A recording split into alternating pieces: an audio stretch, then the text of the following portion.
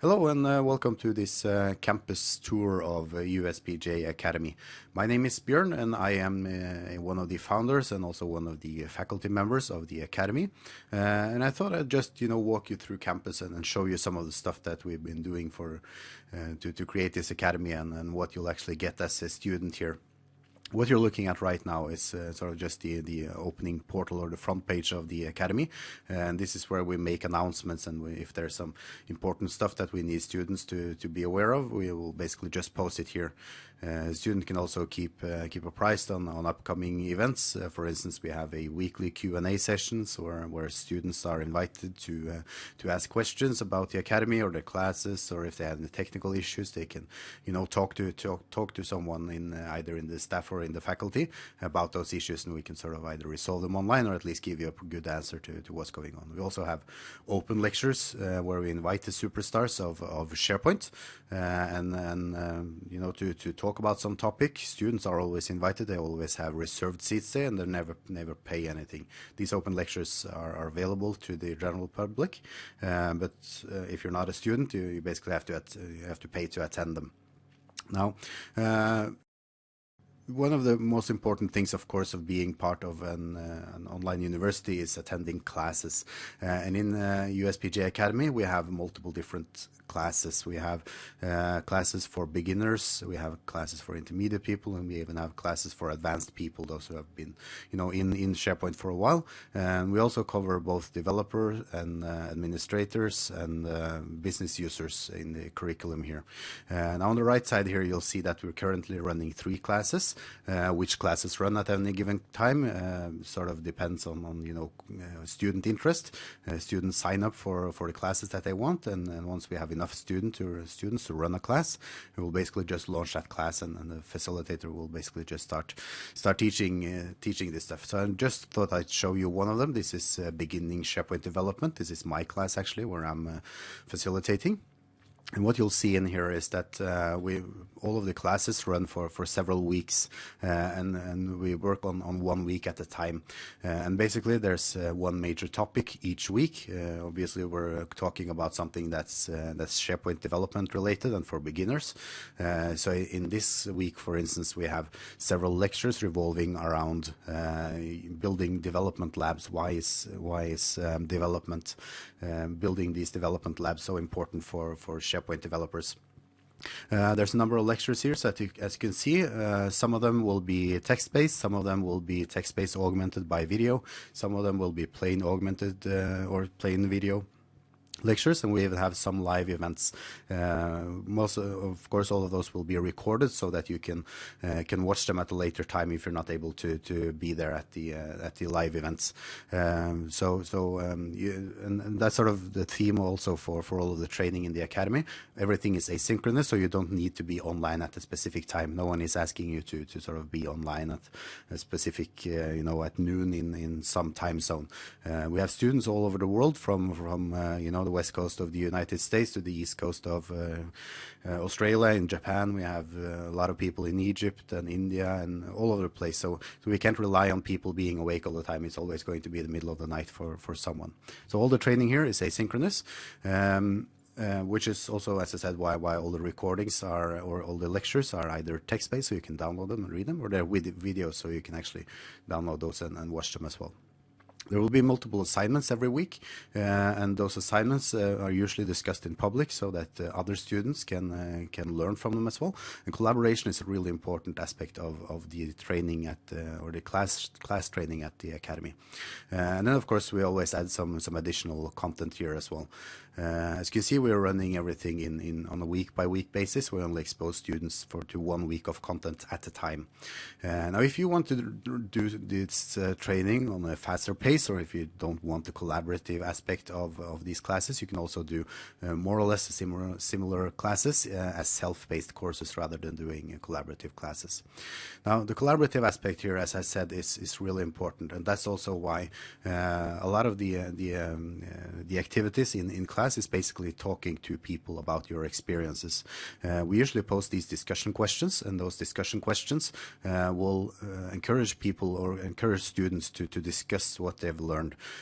So in this example, for instance, we were discussing why you would want to use virtual machines as opposed to physical machines in your environment. And then, of course, we keep the discussion going, keep the debate going, and people learn from each other and sort of multiply that learning and share their experiences, and that's very important to us. Now, the next aspect I want to show you here is basically the faculty blogs. And the faculty blogs is where the faculty members keep you apprised of what's going on outside in SharePoint. We're spending a lot of time out in both in the field learning new things, but we're also sort of watching the SharePoint news space, so we keep up to date on what's going on. And basically we'll sort of keep you apprised of what's going on here. We'll also add some new content, stuff that we find out, smaller pieces of interesting material that might not warrant a full course. For instance, here's Eamon telling you how to replace any of the application pages in SharePoint 2010. It is basically just going to be a small piece of information, and that's going to be valuable to you as a student. Excuse me. The next thing I want to show you is the library, and the library is where we keep all of the content that we're producing, and also a lot of the other content. You'll find videos here, you'll find articles, you'll find important links, you'll find all of the USP journal issues, you'll find a lot of books, and all of this is categorized into whatever discipline you're most interested in, and also the skill levels here. So you can see here that you can just click into any of these sort of links to get the filtered view on that. You can also go into the all contents view, and you can pick out exactly what you want.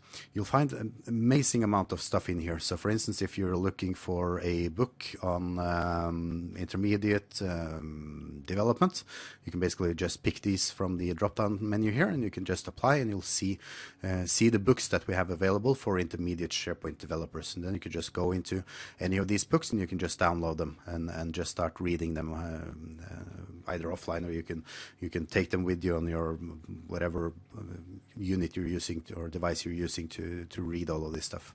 And all of the content that we're producing, including that content we use in all of our classes, is also going to be available in the library here. So basically, you can pick and choose what you want to look at in the academy. And then I want to show you the labs, and the labs is sort of our virtualized lab environment where you can launch and run virtual machines in the cloud. And basically we have a number of virtual machines that have been set up here, and they have all these various permutations of SharePoint setup.